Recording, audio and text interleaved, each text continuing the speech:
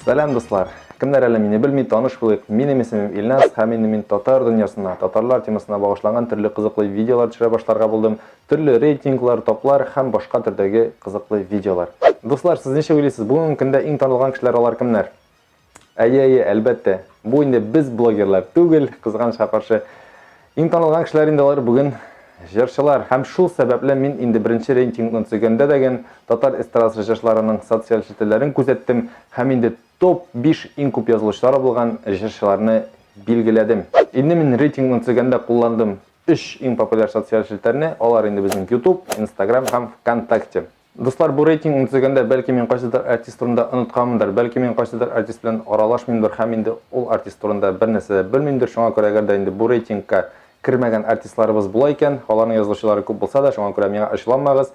Бу шәхсән мин үзем төзегән рейтинг, шуңа күрә әйдәгез, киттек. Безнең 5нче урында соңгы елларда менә мондый зур популярлык алган Башкортстан якларыннан танылган җырчыбыз Әнвәр абый Нургалиев. Әнвәр абыйның инде 3 социаль челтәрләрендә кушып санасак, барлыгы бергә 200гә якын язылышчысы бар. Әнвәр абый, рәхмәт сезгә шулай интернет челтәрләреннән актив кулланганыгыз өчен.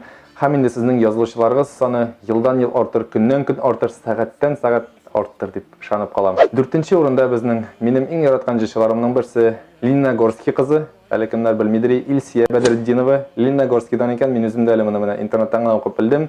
Әнвәр абыйны бер азга гына узып 203 мең язылышы белән Илсия Бәдретдинова. Дуслар, инде безнең өчлекне билгеләр вакыт җитте. Сез ничек уйлыйсыз? Беренче, икенче һәм өченче урында безнең кемнәр микән? Кызганычка каршы, юк дип җырлаучы Салават абый безнең бу рейтингка кирмәде. Ул икенче урында да, беренче урында да, өченче урында да булмаячак. Ни өчен дисәгез, бу топ 5леккә ләкән артистларныкына караганда, аның социаль челтәрләрендә кулланучылар әзрәк. Һәм инде сез өченче урында, дуслар, кем дип уйлыйсыз? Бу инде әлбәттә Мишәрләр вперед дип үзенең тамашачыларын алга өстерәүче, үзенең тамашачыларына, үзенең җанатарларына якты юл күрсәтүче җырчыбыз Мишәр егете, Нурлат егете Фирдус Чамаев. Фирдус Чамаевның 342 меңнән артык язылышчысы бар, дуслар. Уйлап карагыз әле, буны инде саннар инде шунысы бик нык сөендерә. Фирдус абый барлык постларны да татар телендә яза, барлык видеоларында шәп-шәп татар телендә төшерә. Шуңа күрә инде мин монда горурланып әйтә алам. Безнең Фирдус Чамаевка 340 меңнән артык шын татар кешеләр язылган. Рәхмәт сезгә, Фирдус абый. Безнең инде икенче урында шулай ук бик танылган җырчы, Пермдә туып үскән җырчы, Барда татарларына кайнар сәлам сүз уңаеннан Гүзәл Уразова. Бу көннәрдә кызганычка каршы Гүзәл Уразованың ире Илдар Хакимов клип төшергәндә төрле тән җәрәхәтләре алып больницага эләккән. Инде мин шәхсән үземнең исемнән, минем язылышларым исеменнән Илдар абый сезгә чын күңелдән сәламәтлек телибез. Инде тизрәк терелеп чыгып, безне яңа җырлар белән тагын сөендерегез. Инде саннарга күчсәк, безнең Гүзәл Уразованың Instagramда 300 меңнән артык язылышы, ВКонтактеда 49 меңнән артык язылышы, YouTube'да 66 меңнән артык язылышчысы бар.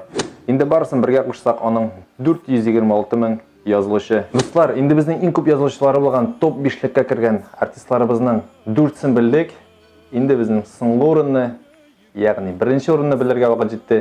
Сез ничек уйлыйсыз? Бу кем микән? Инде мин бер тамчыда шикләнмим, барыгыз да белгәнсездер моның кем икәнен. 18 яшьлек кызларның кадерле буйдагы минем әбием өчен Элвин Грей, ә инде сезнең өчен Элвин Грей булган иң популяр җырчыларыбызның берсе Элвин Грей яки Радик Юльякшин. Беренче урында Радикның барлыгы 621 мең язылышчысы бар.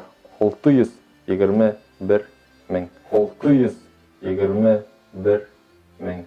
Күз алдына китерегез әле, дуслар, инде саннар. Инде шунысын әйтеп үтәргә кирәк. Радикның күп кенә постлары рус телендә язылган, күп кенә видеолары рус телендә төшерелә. Тик шуңа да карамастан, инде ул безнең татар эстрадабызда иң бик урыннарның берсен алып тора. Шуңа күрә инде мин аны бу рейтингка кертмичә кала алмадым. Дуслар, без шулай итеп иң күп язылышлары булган топ 5 татар эстрадасы җырчыларын билгеләдек. Инде сезгә видео ошаган булса, лайк куйгыз, комментарий языгыз, сезгә нәрсә ошады, нәрсә ошамады, нәрсәләрне үзгәртер идегез. Инде үзегез дә киләсе видеоларга идеяларны комментарийга яза аласыз. Ахырга хәтле карап бетергәнегез өчен бик зур рәхмәт сезгә. Пока-пока. Киләсе чыгарылышта очрашырбыз.